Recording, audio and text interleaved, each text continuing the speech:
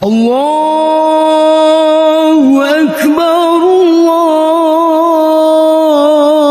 Akbar, Allahu Akbar. La ilaha illallah, Allahu Akbar. Allahu Akbar walillahil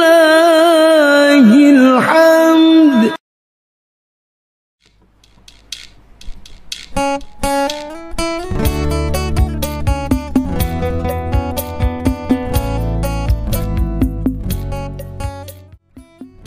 Bismillahirrahmanirrahim.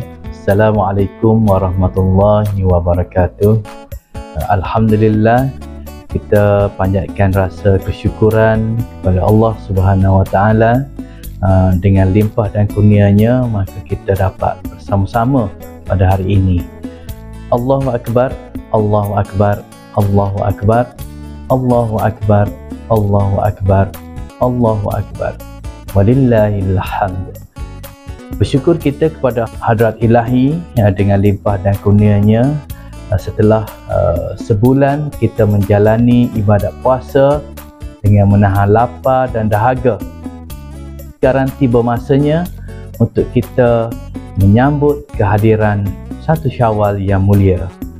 Di kesempatan pada hari ini, saya ingin mengucapkan selamat menyambut Hari Raya Aidilfitri, maaf zahir batin kepada semua warga Semarak. Mudah-mudahan sambutan perayaan pada tahun ini disambut dengan meriah dan dipenuhi dengan kegembiraan dan juga kerahmatan daripada Allah Subhanahu Wa Taala. Assalamualaikum warahmatullahi wabarakatuh. Saya Cikgu Nurin Azlina binti Abdul Halim, PKP SK Bukit Marak, ingin merakamkan ucapan Selamat Hari Raya kepada seluruh warga Semarak. Semoga kita semua akan meraihkan kedatangan Aidilfitri dengan penuh ceria. Bismillahirrahmanirrahim. Assalamualaikum warahmatullahi wabarakatuh. Di kesempatan ini saya ingin mengucapkan kepada semua warga Semarak selamat menjalani ibadah puasa, khususnya di hari-hari terakhir 10 Ramadan. Semoga Ramadan pada tahun ini membawa 1000 keberkatan. Dan di kesempatan ini juga saya ingin mengucapkan selamat menyambut Hari Raya Aidilfitri 1446 Hijrah kepada seluruh warga. Jaga diri, hiasi peribadi, dan semoga raya pada tahun ini membawa 1000 kebahagiaan dan kegembiraan bersama keluarga dan insan-insan yang tersayang. Salam Aidilfitri, maaf zahir dan batin.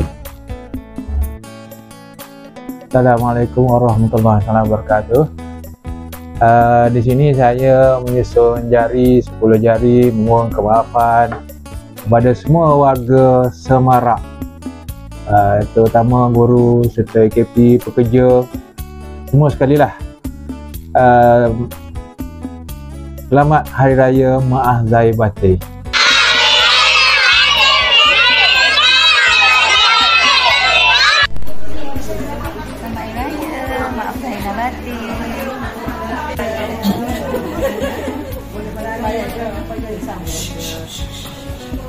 Kami mengucapkan Selamat Hari Raya Aidilfitri, maaf zahir dan batin.